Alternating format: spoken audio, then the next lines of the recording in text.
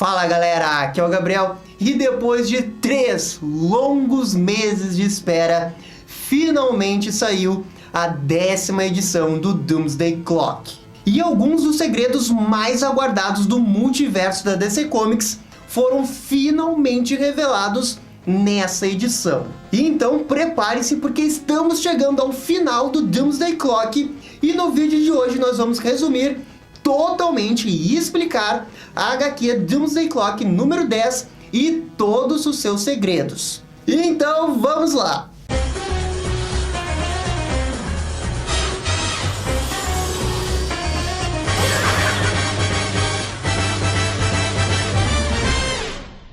E pessoal, apenas lembrando que a Doomsday Clock faz parte de uma saga de 12 edições e nós estamos na edição número 10. Os outros grandes eventos dessa saga nós cobrimos aqui no canal e vocês encontram esses vídeos na descrição do vídeo. E bem, então começando, vocês sabem como que o Geoff Johns adora fazer uma metáfora e deixar todo mundo confuso para depois revelar o que ele queria dizer. Essa edição número 10 é exatamente isso, então se prepare para ficar bem confuso no início, mas lá pro final vai estar tudo resolvido e vocês vão entender bem. Dito isso, a edição número 10 começa com a gravação de uma cena de filme. É 1954. Um homem chamado Carver e uma mulher estão gravando a cena final desse filme de gangster. Ao que parece, a mulher que o havia contratado o traiu no final apenas para que ele matasse o seu marido e ela ficasse com todo o império dele.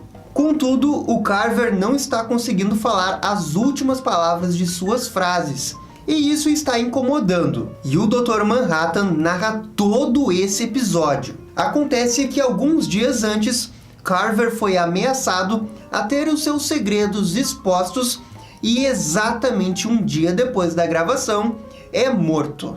Quando o Dr. Manhattan olha um pouco antes dele morrer, Carver tinha ido ao bar e esperar os chantageadores que fizeram a carta.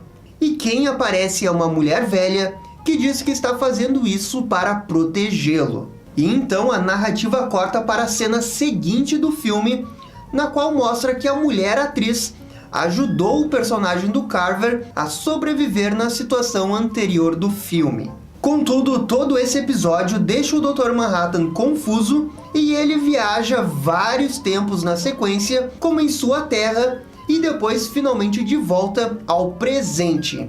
E depois de volta ao passado de novo. Que é quando ele tem um diálogo com Ozymandias, falando que irá deixar o seu universo e entrar no multiverso. Eu sei que as coisas estão bem confusas, mas a partir de agora elas vão começar a se encadear e vocês vão entender. O Dr. Manhattan é atraído até a terra principal da DC Comics, mas em 1938.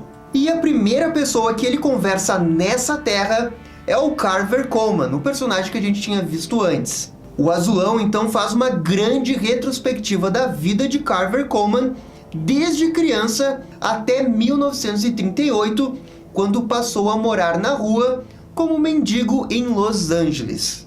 É quando, 8 de abril de 38, ele é acordado por uma luz a 2 minutos da meia-noite. Mas não era o Dr. Manhattan, e sim a polícia. Depois que os policiais são agressivos com Carver, porque ele é mendigo e tudo mais, chega o Dr. Manhattan pela primeira vez ao multiverso da DC Comics numa grande explosão. A primeira coisa que o Manhattan percebe é como que o Carver tenta ajudar os policiais. E o Azulão pensa se é por causa dessa bondade das pessoas se ele realmente chegou até essa terra. Então eu acho que já deu pra ver, né, que essa HQ vai mostrar toda a jornada do Dr. Manhattan nessa terra da DC, desde o passado, do presente e até o futuro. Então se prepare aí porque daqui a pouco vai ter bomba. Então pulamos para o presente com o Dr. Manhattan enfrentando a Liga da Justiça. O Lanterna Verde tenta chamar o apoio da corporação, mas o Manhattan, com simples movimento, incapacita todos os heróis restantes. E com isso voltamos para 38 e o Carver pergunta para o Azulão quem é ele. e o mesmo responde falando que o seu nome é John. Na sequência, o Carver pergunta se ele é uma espécie de anjo, e o Dr. Manhattan para por um segundo e diz que não. Caraca, eu achei esse diálogo aí muito bom, simples, mas efetivo. Os dois então vão comer numa lanchonete. O Dr. Manhattan faz umas coisas meio malucas lá e ninguém percebe que ele é azul e está sem roupas. Apenas o Carver consegue ver do jeito que ele realmente é. O Dr. Manhattan se senta na mesa e tenta ver o futuro, mas ele não consegue. E então ele olha para o Carver e tenta focar apenas nele. É um pouco difícil, mas ele consegue olhar para o futuro do rapaz e interfere nesse futuro ao dar dicas para Carver conseguir um papel no cinema. E então é aqui que nós vemos como que o Dr. Manhattan aprendeu a controlar o passado, o presente e o futuro no universo da DC Comics. O Carver era uma espécie de peão, uma experiência para ele o tempo todo. E sentado no bar, o Dr. Manhattan vê todo o futuro do Carver e até fala para ele que ele vai morrer em breve. Depois de entender o que ele pode fazer, ele escuta no rádio que uma pessoa misteriosa levantou um carro em Metrópolis. E então é revelado que nesse dia, em 1938, a notícia do aparecimento do Superman repercutiu em todos os Estados Unidos. É isso mesmo, 1938. O John está numa terra na qual o Superman apareceu em 1938, e não uma terra pós-crise ou outra qualquer. Mas espera aí que as coisas não são tão simples assim. O Dr. Manhattan então sai do bar para conferir essa história do carro, em Metrópolis, e deixa uma foto meio que sem querer no banco, o que é percebido pelo Carver logo na sequência. Ainda no mesmo dia, mas em outro lugar, vemos um carro verde arremessado numa pedra. O Dr. Manhattan escuta testemunhas falando do que aconteceu com o tal do Superman. Mas então o Manhattan percebe que essas testemunhas, o carro e o Superman nunca estiveram ali de fato. E então cita um multiverso. Ele fala que essa Terra foi a principal, o centro na qual tudo começou quando o Superman apareceu ali em 38. Contudo, agora que o Dr. Manhattan está olhando essa Terra, esse Superman nunca apareceu. 2 anos depois, em 40, o Dr. Manhattan começa a contar várias origens de heróis da Sociedade da Justiça, como o Lanterna Verde Alan Scott, o Flash Jay Garrick, o Carter Hall como Gavião Negro e por aí vai. E então vemos que em 40, a primeira reunião da Sociedade da Justiça acontece com todos os heróis esperando pelo Superman, mas que ele não apareceria. Já na narrativa do Dr. Manhattan, o Superman nunca apareceu e nenhum dos heróis sequer conheciam o Superman.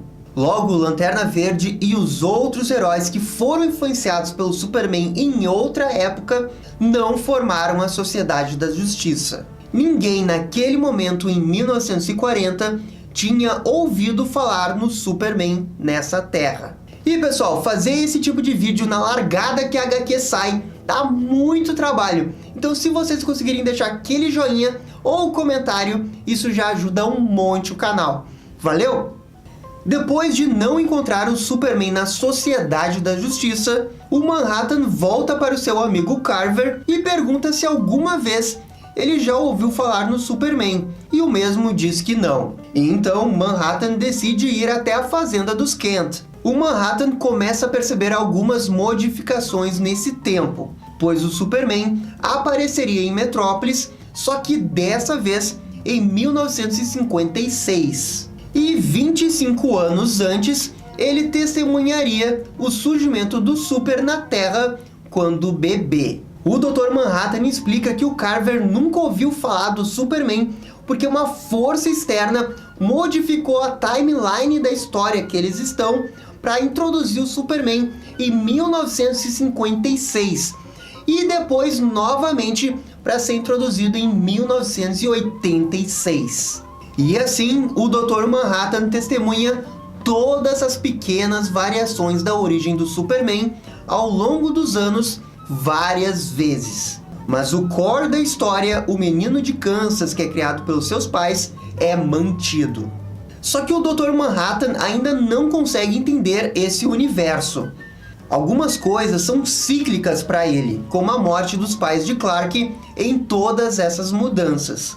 Ele visita cada terra que teve mudança na origem do Superman e não entende como que a presença dele deixa rastros tão marcantes na sociedade. E então ele decide olhar para o muito futuro, na época da Legião, quando o próprio Superman vai para o futuro, ainda adolescente. O Manhattan então percebe que de alguma forma todo esse universo está conectado na figura do Superman. Ele se pergunta por que o Super de fato é o centro desse universo. E então lembra de vilões como o Anti-Monitor, que foram os responsáveis pelas mudanças de origens do Superman.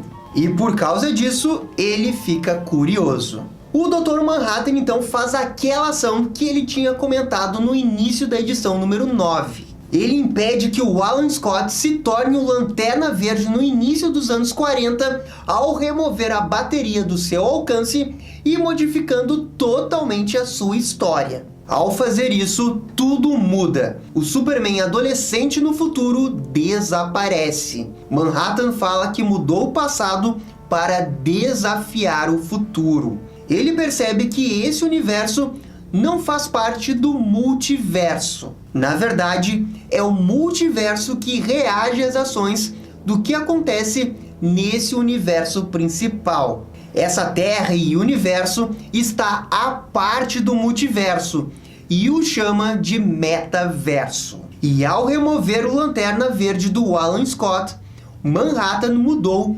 novamente esse universo. Cabeças explodiram agora. Sério, gente, a minha cabeça explodiu quando eu tava lendo isso daí. Isso muda totalmente a nossa percepção sobre o multiverso da DC. Mas enfim, vou deixar para comentar isso mais pro final do vídeo. O Manhattan então observa o que a sua ação tem na origem do Superman. Essa sendo a origem do Superman dos Novos 52. Um Superman mais distante da humanidade, pois perdeu seus pais. E assim, o Dr. Manhattan, ao manipular a sua origem, consegue entendê-lo melhor. E ele então diz que alterou o metaverso e assim todo o multiverso, deixando claro e evidente que o Dr. Manhattan é sim o responsável pelo reboot dos Novos 52. Contudo, há um ano atrás, os heróis começaram a perceber a sua presença nesse mundo, sendo o primeiro o Flash Wally West. E para Manhattan, isso deixa claro que o metaverse não é passivo, ele reage às alterações e tenta lutar, e que por isso o subestimou. E assim o Dr. Manhattan volta para o seu amigo Carver no dia que ele vai morrer. O Manhattan então tem vislumbres do futuro, de como que o Superman vai achar ele, e isso vai resultar em sua morte ou na morte do metaverso. Mas então ele volta para o Carver, que então oferece uma bebida para ele.